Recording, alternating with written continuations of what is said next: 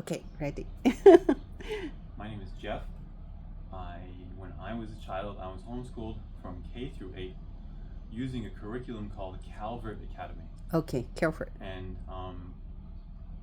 while my childhood wasn't perfect, my parents had some issues that made it a bumpy road. The experience of using that curriculum was like triple gold star. If I had designed it from the ground up myself, then I wouldn't have made that many changes. It was really brilliant. And when I finally entered high school, I was in grade 9 and I was 13 years old, and I entered high school for the first time. I'd never been in a school before, whereas everyone else in the school had been in school their whole life. Academically, I was way ahead of most of the kids and had also done a lot less work to get there. And this is true in most of the subjects. I'm not equally good in all subjects. I'm more of a humanities-oriented person. So, I wasn't like the top math student in the school, but on average, I was 13 years old and in class, and I'm using vocabulary that only the teacher understood, and other kids would look at me, what is he using big words for? Because they had gotten accustomed to like children mirroring each other, and the average had become sort of like lower than it would have been if they had had more individual attention. As an adult, I became a teacher, and I've taught everything. I've taught from kindergarten, primary, secondary. I've taught university, I've taught adults, I've taught in 5 countries. I've taught in international schools and tutor centers, I've taught in public schools.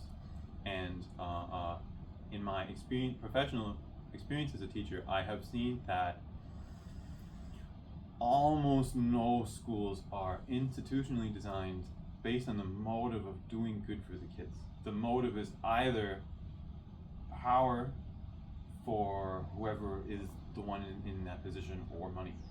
And all the problems that you're experiencing, for why is it so painful for the kid, the answer is because the people who are in power in those systems are motivated in their hearts by power and money.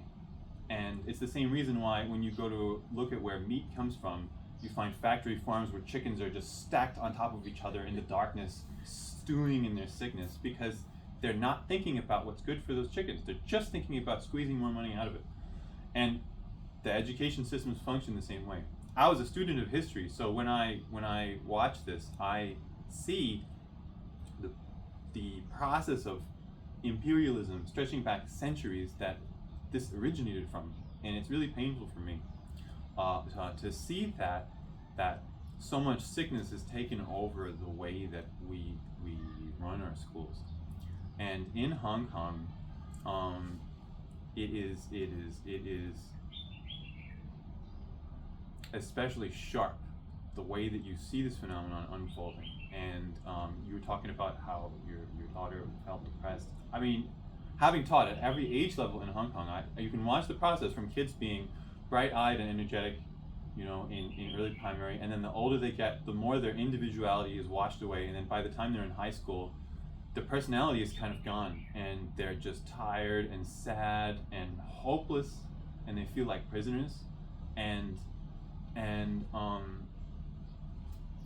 it takes a lot of courage to question if this is a good idea. But ultimately, anything that you get from participating in a system like that isn't worth the psychological costs that you impose on the kid, because they're going to carry that scar their whole life. Their whole life will be shaped by the pain that you've inflicted on them. Why? So the principal could earn more money, so he could have more political power with his peers? Yes, that's the reason why. And it's unconscionable. And if we had access to good schools, I'd be perfectly fine with it. My high school, when I went in America when I was a teenager, was great. I was happy. And my teachers were good, and my friends were smart and supportive. And if we had a school like that, I have no problem with it. But if you don't, then what are you going to do? And that's why I'm considering that, when our son is older, that we might not have no choice. Because people in general in the world often take for granted that the systems we use are just for the best. And they assume that because it's the thing that everybody does, that's the right thing. But that's not true. And if you look at history, you can see it's a story full of everybody doing the wrong thing and believing it's right because it's what everybody else did. And then that's happening here in the education system. I don't believe that that anything is worth destroying the child emotionally. And if this is what the school system does, then it isn't worth participating in. And it could be otherwise, but I don't know how you would bring about that change. As far as the practicality of how do you run an education system for a child, I think that